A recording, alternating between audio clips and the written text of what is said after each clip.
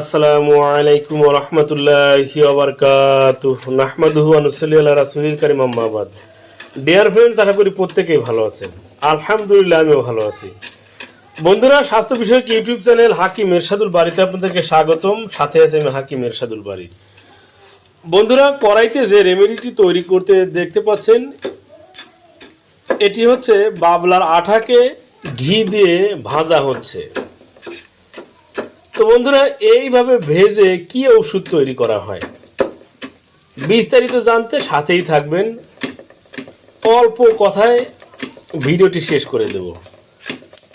তো শুরু করার আগে একটি ছোট রিকোয়েস্ট থাকবে, যারা আমার চ্যানেলে আজকে প্রথম দেখছেন অবশ্যই সাবস্ক্রাইব করবেন, কমেন্ট করবেন, লাইক দিবেন প্লিজ। আর এইরকম ভিডিও নিয়মিত পেতে সাথে থাকবেন। তো বন্ধুরা, যাদের মেহজনিত রোগ রয়েছে আর বীর্যকে ধরে রাখতে পারেন না, একটু আলিঙ্গন চুম্বন করতেই বীর্যপাত হয়ে যায়।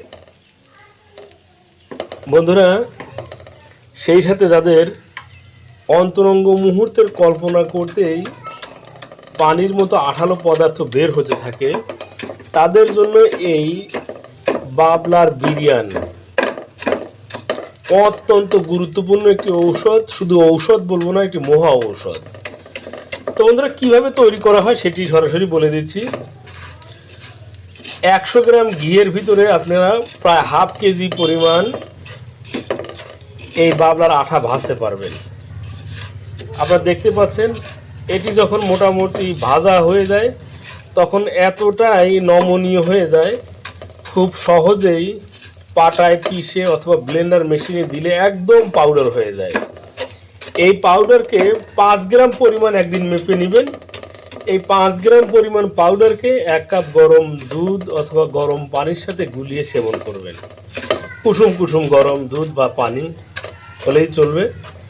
স্বাদ বাড়ানোর জন্য অল্প পরিমাণ মধু ব্যবহার করতে পারেন।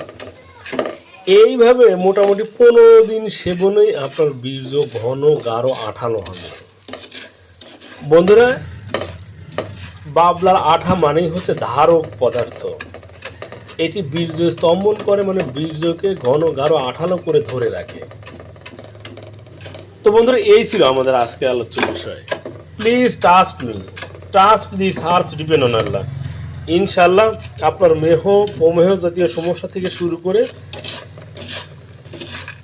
দ্রুত বীর্যপাতের সমস্যার সমাধানে এটি হতে পারে আপনার একমাত্র ঔষধ বা একমাত্র চিকিৎসা। ধন্যবাদ সবাই।